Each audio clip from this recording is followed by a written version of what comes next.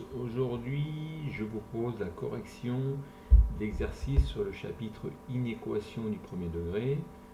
L'objectif de la correction de ces deux exercices, c'est de bien vous faire comprendre comment résoudre un problème à l'aide d'inéquations. Et on va voir comment résoudre une équation par le calcul et comment résoudre une inéquation graphiquement à l'aide de la calculatrice. On va partir de deux exercices pour essayer d'aboutir à ces objectifs. Premier exercice que je vous propose, vous voulez comparer deux offres de prix de séance de cinéma. Vous avez une première formule qui est y égale 7,5x, avec y le prix, x le nombre de films vus, et la deuxième formule, la formule B, 42 plus 4x. Et première question qu'on vous pose, sachant que vous pouvez aller voir au max 20 films. Quelle est la première question qu'on vous pose? Calculer le prix pour 5 films vus. Là, c'est juste pour savoir si vous avez bien compris le principe avec x le nombre de films vus. Donc, on sait que le premier tarif, c'est 7,5 fois x. Donc, si x vaut 5, ça fait 7,5 fois 5. On obtient 37,5. Donc, pour la formule A, le tarif sera de 37,5 €. Formule B, c'est 42 plus 4x. Donc, si x vaut 5, ça fait 42 plus 4 fois 5. On arrive à 82 €. Voilà le tarif pour la formule B. Alors, nous, on veut comparer ces deux formules. Et la question qu'on se pose, c'est à partir de combien de films vus la formule B deviendra plus intéressante. Globalement, la formule B, c'est une formule où on a un abonnement de 42 € et on ne paye les films que 4 €, alors que si on n'a pas d'abonnement, on paye le film 7,50 €. Donc, on veut comparer ces deux formules.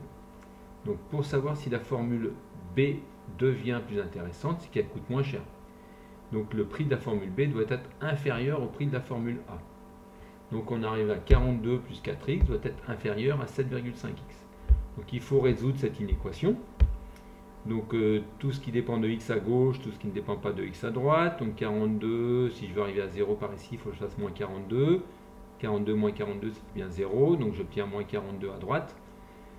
Ensuite, tous les x à gauche, donc ça fait 4x moins 7,5x, ça fait moins 3,5x. Comme je veux connaître seulement la valeur d'un seul x, donc je divise par 3,5 pour savoir le moins 3,5 pour savoir la valeur de x. Donc j'arrive à x supérieur à 12. Donc il faut aller voir plus de 12 films pour que le film B devienne plus intéressant. Pour que la formule B devienne plus intéressante que la formule A. Voilà pour ça. Ça, c'est une possibilité. Alors, on vérifie à l'aide du graphique qui vous est proposé ici. Qu'est-ce qu'on voit sur le graphique? On voit sur le graphique ici, lorsque l'on a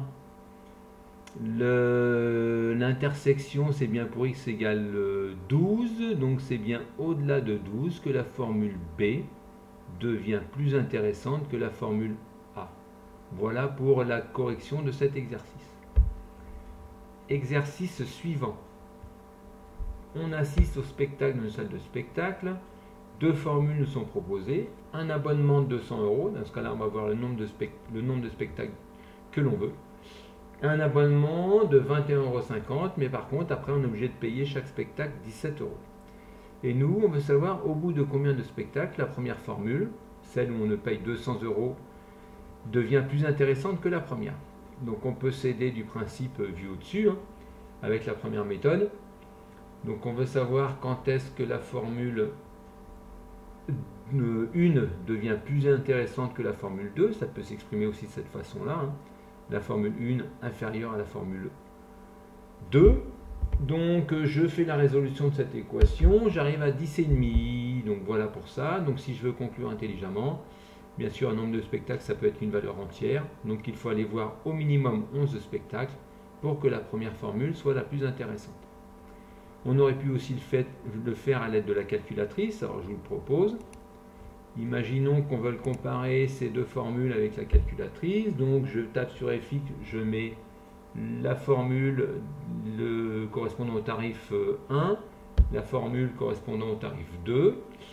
Après, je définis ma fenêtre. Ici, nous, on sait que le nombre de spectacles qu'on veut aller voir, ici, nombre de spectacles max, c'est 15 spectacles. Donc, sur ma calculatrice, Dans la fenêtre, je mets entre 0 et 15. Après, je représente ça graphiquement, zoom 0. J'ai bien ici les deux tarifs qui me sont présentés. Premier tarif de tout le temps 200 €. Deuxième tarif, l'abonnement et le prix du spectacle que je paye, donc ça augmente mon tarif. Et je vois bien l'intersection. Donc à partir de là, eh bien, seconde trace, 5 pour connaître l'intersection. Je fais l'intersection, j'obtiens 10,5, ça confirme la valeur de tout à l'heure. Et je peux donc conclure la même chose, c'est-à-dire que c'est à partir de 11 spectacles que le prix de la première formule devient plus intéressante que la deuxième.